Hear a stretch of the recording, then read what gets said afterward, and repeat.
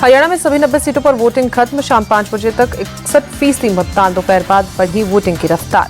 यमुनानगर और मेवात में सबसे ज्यादा 61% वोटिंग। गुरुग्राम में सबसे कम 40% मतदान। 8 अक्टूबर को आएंगे हरियाणा विधानसभा चुनाव के नतीजे। हरियाणा सीएम और लाडवा से बीजेपी प्रत्याशी नायब सिंह सैनी ने किया मतदान। अंबाला के एक पोलिंग बूथ पर डाला वोट। मतदान के बाद सीएम सैनी बोले, हरियाणा में बीजेपी की सरकार बन रही है। 10 साल में डबल इंजन की सरकार ने जबरदस्त काम किया। मतदान के बाद बोले, मनोहर लाल खट्टर, चुनाव में बीजेपी की जीत होगी। इस बार हम 50 से ज्यादा सीटें जीतेंगे। कांग्रेस सांसद कुमारी शैलजा ने किया मतदान। हरियाणा विधानसभा चुनाव के लिए हिसार में वोट डाला। मतदान के बाद बोली कुमारी शैलजा, हरियाणा में एक तरफा मुकाबला, राज्य में कांग्रेस की सरकार बन रही है। सीएम पद के सवाल पर बोली कुमारी शैलजा, सीएम पद का फैसला आलाकमान तय करेगा, हमारी सरकार बनना तय। अंबाला कैंट से बीजेपी उम्मीदवार अनिल विज ने मतदान किया। कांग्रेस के परविंदर पाल परी से टक्कर। मतदान वाले दिन अनिल विज ने बढ़ाई बीजेपी आलाकमान की टेंशन। इंडिया टीवी की रिपोर्टर से बोले, पार्टी चाहेगी तो अगली मुलाकात मुख्यमंत्री आवास पर होगी।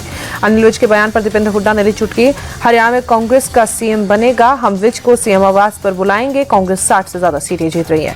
कैथल में मतदान करने के बाद बोले कांग्रेस सांसद रणदीप सुरजेवाला, कहा लोग भ्रष्टाचार, भाई भतीजावाद से दुखी है, इसलिए यहाँ एक क्रांतिकारी बदलाव होगा। मतदान के बाद बोले दुष्यंत चौटाला, ये लोकतंत्र का बड़ा पर्व, सभी लोग अपने घरों से निकले और वोट करें, हमारे गठबंधन को भारी बहुमत मिलेगा। हरियाणा विधानसभा चुनाव को लेकर बोले आईएनएलडी उम्मीदवार अभय सिंह चौटाला, कहा हरियाणा में गठबंधन की सरकार बनने जा रही है। आईएनएलडी और बीएसपी 30 से 35 सीटें जीतने वाली है। केंद्रीय मंत्री कृष्णपाल गुर्जर ने हरियाणा में तीसरी बार बीजेपी सरकार बनने का दावा किया। कहा हरियाणा में पहले नेता हर दिन जेल जाते थे, लोगों को मोदी और बीजेपी दोनों पर भरोसा। सिरसा से हरियाणा लोकहित पार्टी के प्रत्याशी गोपाल कांडा बोले, हम सेवा करने वाले लोग हैं। कांग्रेस ने किसानों का अपमान किया है। पीएम मोदी ने जितना किसानों का सम्मान किया उतना किसी ने नहीं किया।